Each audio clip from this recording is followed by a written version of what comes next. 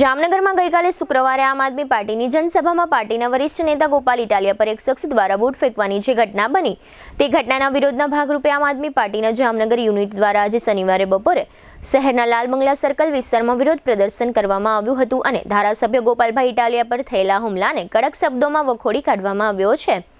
આ ઉપરાંત જૂતું ફેંકનાર શખ્સ વિરુદ્ધ FIR દાખલ કરીને કાયદેસરની કાર્યવાહી કરવામાં આવે એવી પણ માંગણી પાર્ટી દ્વારા કરવામાં આવી છે।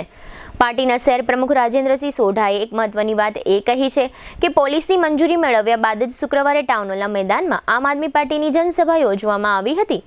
આમ છતાં જામનગર પોલીસે જનસભાને રક્ષણ પૂરું પાડવામાં નિષ્ફળ નીવડી છે। આ સમગ્ર વિષય અંગે આમ આદમી પાર્ટીના હોદ્દેદારો અને કાર્યકરોએ આજે શનિવારે બપોરે લાલ બંગલાથી જિલ્લા સેવા સદન પહોંચી કલેક્ટર કચેરી ખાતે આવેદનપત્ર આપ્યું છે અને જરૂરી કાર્યવાહીની માંગણી કરી છે। આ સમગ્ર વિષય અંગે પાર્ટીના શહેર પ્રમુખ રાજેન્દ્રસિંહ સોઢાએ આપેલી વિગતો પ્રસ્તુત છે। આજનો કાર્યક્રમ અમે કલેક્ટરશ્રીને આવેદનપત્ર દેવા જઈ રહ્યા છીએ, રજૂઆત માટે પણ જઈ રહ્યા છીએ।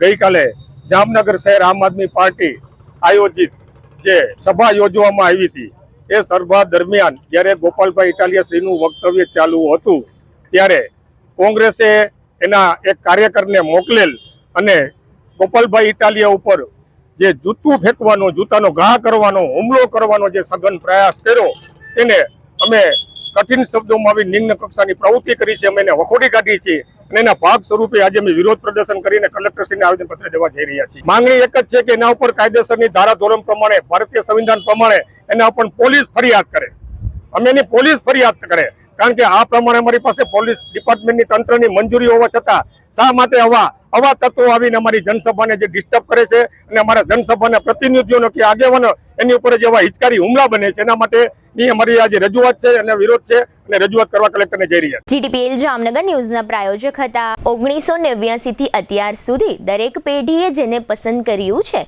એ સ્વાદ આજે પણ એટલો જ તાજો અને એટલો જ વિશ્વાસપૂર્વકનો ધ પપ્પુભાઈસ રાજલક્ષ્મી બેકરી।